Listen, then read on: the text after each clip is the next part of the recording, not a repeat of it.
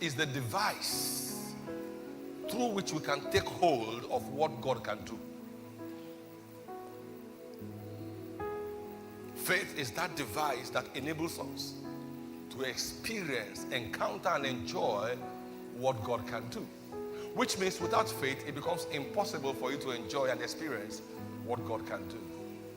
You know, what God cannot do does not exist.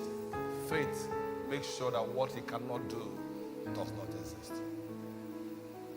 Faith is a spiritual link between God and man. Please check the humming on my monitors. Faith is a spiritual link between God and man.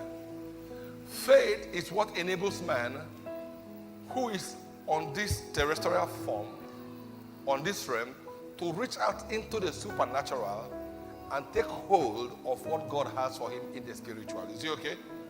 Is he okay? So without faith, it becomes impossible to assess what is in the spiritual.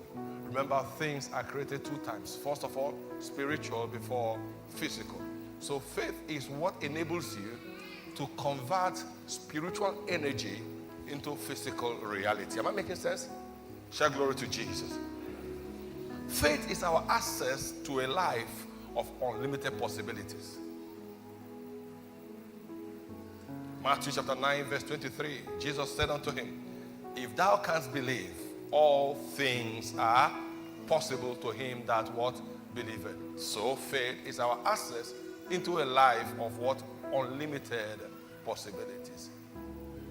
So all things are possible to him that believes. Faith is a producer of signs and wonders. Faith is a producer of signs and wonders. Mark 16 verse 17, what does it say? Mark 16 verse 17, what does it say? And it says, and these signs shall follow them, what? That believe. One translation says, these signs shall accompany them that believe. So which means believers are not supposed to look for signs and wonders. Rather, signs and wonders accompany the believers. So one way of knowing whether you truly believe is whether signs and wonders are following you. Stop looking for signs and wonders. It is God's intention that signs and wonders accompany you on your daily journey. Is it okay?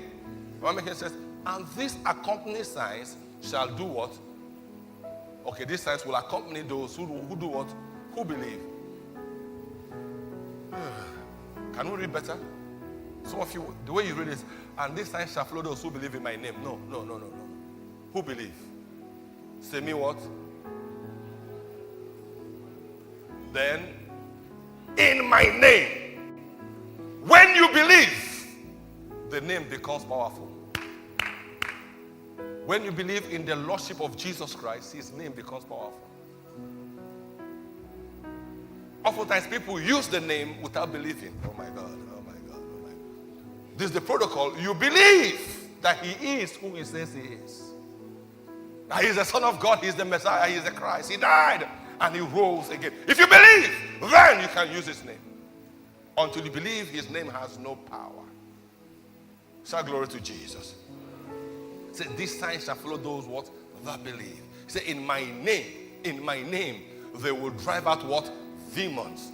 They will what? Speak in new tongues. Shout glory to Jesus. This issue of believing is powerful. Remember Sarah? You know how Sarah was getting old and she had entered full stop. Her womb had dried, no more eggs. But the Bible says that Sarah, by faith, received strength to conceive. How did she receive this strength to conceive? The Bible says because she reckoned him. She judged him faithful that had promised. So in her thoughts, she believed that who promised her or who made a promise to her was faithful.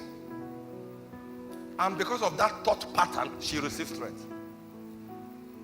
Your thoughts can empower you. Are you still here? I say your thoughts can do what?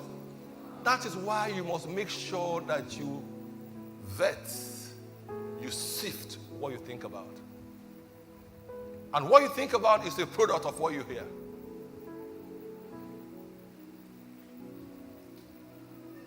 So faith begins. Today I'm talking about the dynamics of faith. So faith begins with what you hear. Let's look at something from the Bible and we'll continue. Mark 11, 22 to 24, Passion Translation. Mark chapter 11, verse 22 to 24. Faith. A woman thought about God and how faithful God is, and she received power to conceive. Nobody prayed for her. Nobody laid hands. Nobody poured oil on her head. Because she thought within herself that this man who made this promise, that this word is real, she received power. That's why the Bible says, think on these things. Whatsoever that is noble, that is pure, that is of good report, that is virtuous. See, you are a product of the summation of your thoughts.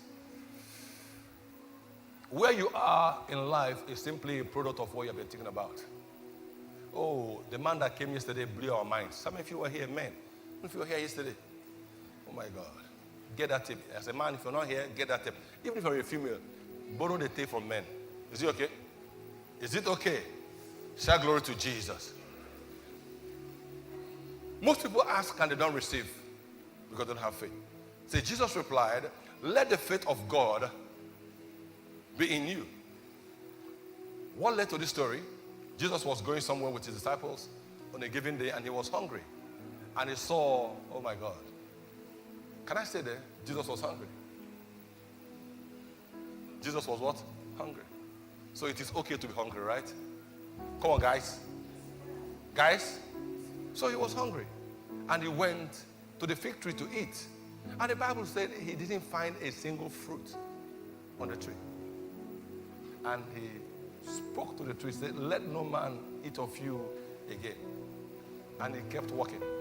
So the next day, on their way back in the morning, Peter looked at the tree and found out that the tree had withered from the roots. He said, Master, the tree had withered. And Jesus replied and said, because he shouted it in amazement, Jesus said, have the faith of God.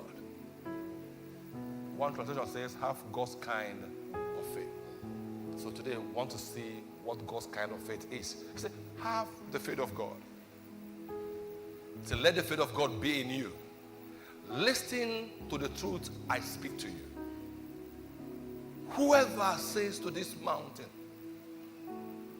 here does not mean a mountain, but it means an obstacle. It means a challenge. Whoever says to this mountain with great faith and does not doubt. Are you seeing it? Whoever that says and does not what? Doubt. Mountain be lifted up and thrown into the midst of the sea.